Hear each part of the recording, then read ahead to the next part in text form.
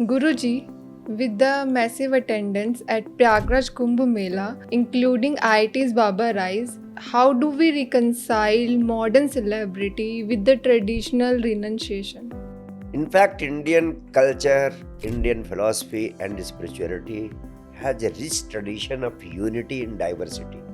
There is absolutely no contradiction between the emergence of new Babas and Gurus in modern times as compared to the ancient Indian traditions of renunciation. Fundamentally, our Indian spirituality has been flexible enough to accept, absorb, and assimilate diametrically opposed conditions and situations of human development.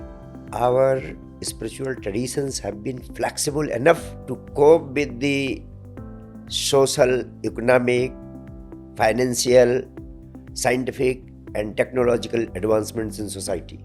Our spirituality had been growing along with the patterns of the social growth on technological and scientific lines. With the passage of time, tools of communication have been changing. No doubt, ancient Indian tradition of spirituality has been laying emphasis on self-discipline, on renunciation, on detachment from prosperity and riches, as well as detachment from the mundane world. But at the same time, our culture had been rich enough to talk of dharma, arth, kam, moksha, all the four dimensions of human life, and striking a balance among all these four dimensions of life had been the core principle on which every individual was expected to live his life. So striking a balance among all these four dimensions was a phenomena through which one had to live dharma also. And that is why the ancient Indian tradition of renunciation is one thing, and at the same time, people who are living household lives, they could practice spirituality while living as a perfect household. So if modern Babas and Gurus, they are emerging and they are using the social media platforms and digital platforms to deliver their messages, the young generation is finding it more acceptable because their language is more understandable to them than the language of the past sages and seers.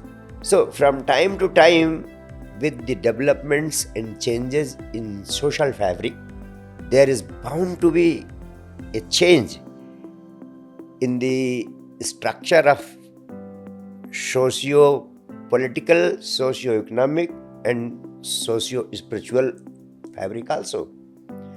That's why I have to tell you, as long as the core values remain the same, core values have been self-transformation, inner transformation, meditation. And as long as these modern Babas and Gurus have been focusing their attention on inner transformation through meditation and other spiritual practices, and while at the same time they are also suggesting the ways and means as to how they can do it in a much better way in the present socio-political context, then what they are conveying becomes quite meaningful. And as I told you, our Indian spiritual system had been flexible enough to accommodate them all. And maintaining a larger perspective of the whole scenario, I have to conclude there is absolutely no contradiction between the two dimensions of growth in Indian spirituality.